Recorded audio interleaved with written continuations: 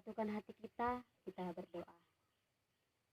Bapa Sorgawi, Sang Pemilik kehidupan kami sangat bersyukur untuk hari yang bahagia dan yang indah ini.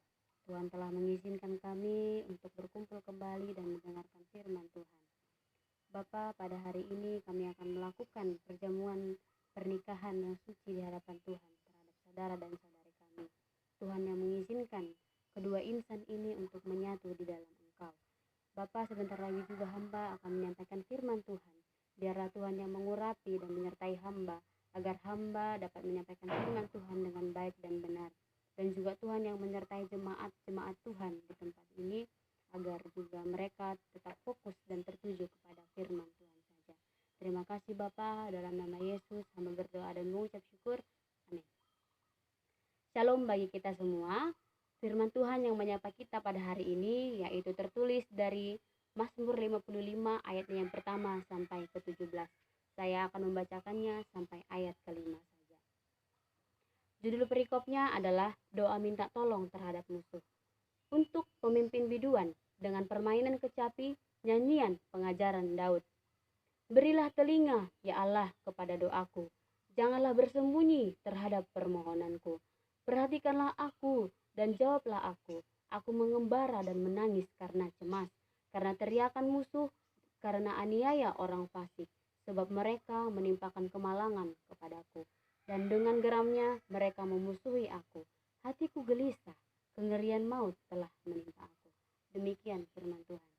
Tema yang menyapa kita pada hari ini yaitu takut.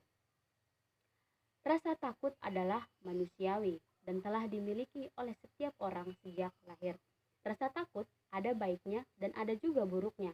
Baiknya misalnya seperti takut akan Tuhan, tentu itu sangat baik sekali. Tapi ada rasa takut yang berlebihan yang menimbulkan celaka bagi diri kita sendiri. Misalnya kita terlalu takut terhadap orang lain, kita takut kekurangan dan terlalu khawatir memikirkan segala hal untuk kedepannya. Dan akhirnya karena terlalu merasa takut, kita tidak bisa tidur dan jatuh sakit. Tentu saja kita sakit karena perbuatan diri kita sendiri, dan itulah yang mendatangkan celaka bagi diri kita sendiri. Nah, tentu saja perasaan takut juga dimiliki oleh seorang Daud, yaitu seorang manusia biasa juga. Pada Mazmur 55 ayat 1-17 ini, pada dasarnya ini adalah ratapan seseorang yang dianiaya oleh para musuh dan ditinggalkan oleh teman-temannya. Daud sangat sedih, gelisah, dan menangis karena ia takut dan gentar. Hal ini akibat dari pengkhianatan orang-orang terdekatnya, yaitu Ahitofel penasehatnya dan Absalom putra kesayangannya. Hal itu dapat kita lihat di 2 Samuel pasal yang ke-15 sampai 17. Ahitofel memberi berbagai saran kepada Absalom untuk merebut kekuasaan ayahnya secara paksa. Tentu Daud sangat bersedih atas hal itu. Namun Daud tidak menyalahkan Tuhan untuk segala apa yang diterimanya dan dialaminya. Namun Daud menaikkan permohonannya kepada Tuhan dengan sungguh-sungguh. Rasanya ia ingin melarikan diri dan pergi ke tempat perlindungan yang aman. Bahkan ia ingin pergi ke padang gurun. Daud bersedih dan menangis sepanjang hari. Ia yakin bahwa Tuhan akan menolong dan menyelamatkannya. Ia melaporkan dan mengadu kepada Tuhan atas segala kejadian yang dialaminya dan kelicikan orang-orang yang akan mengkhianatinya, yang akan menimbulkan kehancuran.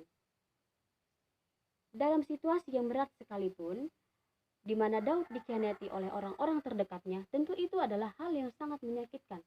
Apalagi terlebih kita jika kita mengalami hal yang serupa dengan Daud, di mana kita dikhianati oleh orang-orang kepercayaan kita dan yang sangat kita sayangi. Tentu kita ingin membunuh mereka dan menghancurkan mereka. Tetapi Daud berbeda. Daud menghadapi masalah ini dengan tenang dan melaporkan segala kelicikan mereka di hadapan Tuhan. Daud tidak menghakimi mereka, bahkan menghukum mereka, tetapi menyerahkan segala perkaranya di hadapan Tuhan. Saudara-saudari sekalian yang dikasihi oleh Tuhan Yesus Kristus, pada hari ini kita telah berbahagia atas telah bersatunya umat yang dipersatukan oleh Tuhan, yaitu saudara dan saudari kita yang akan melakukan perjamuan pernikahan di hadapan Tuhan.